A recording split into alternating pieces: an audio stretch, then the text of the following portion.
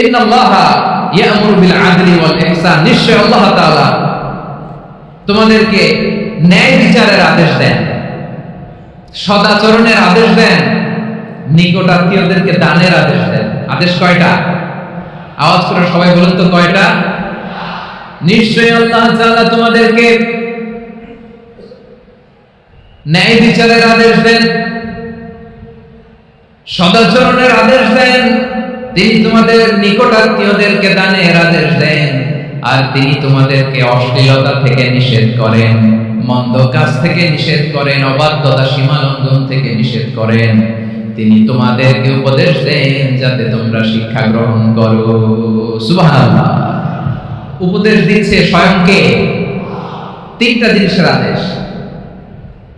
ইয়া'মুরু বিল আদল,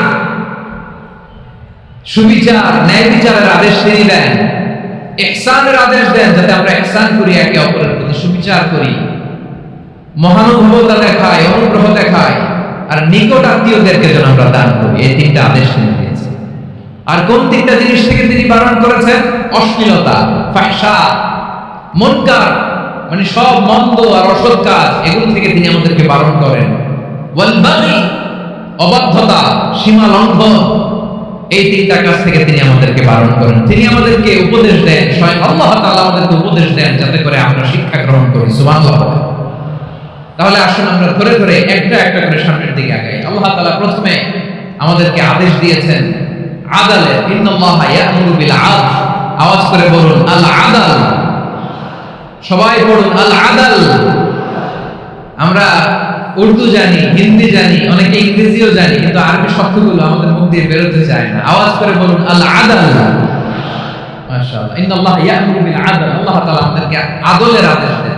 আদল অনেকে না বুঝলেও আদালত শব্দটা বুঝবেন। আদালত, আদালত, আদালত বুঝেন না? যেখানে বিচার কার্যের ফয়সালা করা হয়, কোর্ট কাছারি আদালত, এটা তো ভেরি কমন। এটা শুনছেন না সবাই?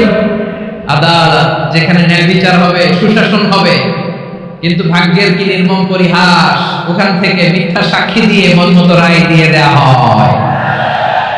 এগুলোর পরিবর্তন হওয়ার দরকার আছে না নাই?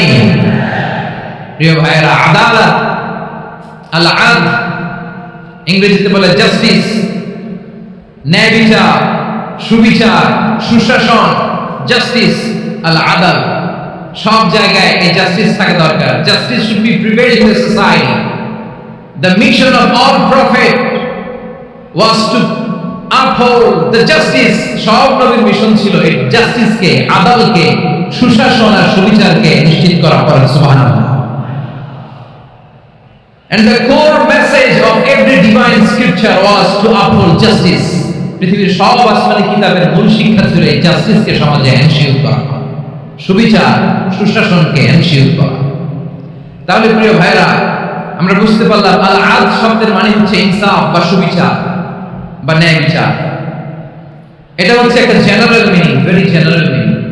আপনি যদি ইন ডেপথ বুঝতে চান, আরো ভেতরে যান, তাহলে আদল মানে হচ্ছে সমন্বয়, আদল মানে হচ্ছে ভারসাম্য, ব্যালেন্স, আদল মানে হচ্ছে মধ্যম পন্থা। সুবহানাল্লাহ পড়ে। কারণ সব সময় সমান সমান হইলেই সুবিচার হয় না। কথা কি বুঝতেছেন? ইসলামের দ্য কনসেপ্ট অফ আদল, এটা এমন আদল, এটা সব সময় সমান সমান নয়।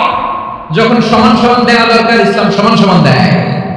যখন ব্যালেন্স করা দরকার, চেক এন্ড ব্যালেন্স, সমন্বয়, ভারসাম্য করা দরকার, তখন ইসলাম ভারসাম্য করে দেয়। এটার নাম আদল। সুবহানাল্লাহ। সহজ করে আপনাদেরকে বুঝাই। যেমন ধরুন, একটা পরিবারের 3 জন সদস্য, স্বামী, স্ত্রী আর সন্তান। তাদের সকালবেলার ব্রেকফাস্টে স্বামীর, সকালের নাস্তায় স্বামীর 3টা রুটি লাগে, স্ত্রীর 2টা লাগে, আর সন্তানের 1টা রুটি লাগে। এখন আমি যদি সমান সমান করে আদল করতে চাই, সবাইকে যদি 3টা করে রুটি দেই, তাহলে স্বামী বেচারার জন্য ঠিক আছে? কি বলেন? কথা কি বুঝতেছেন না কষ্ট হয়ে যাচ্ছে? যদি সমান সমানের নিয়মে আগে, তাহলে 3টা করে যদি রুটি দেই স্বামীর জন্য ওকে, কিন্তু স্ত্রীর জন্য 1টা বেশি হয়ে যায়। আর সন্তানের জন্য কয়টা বেশি হয়?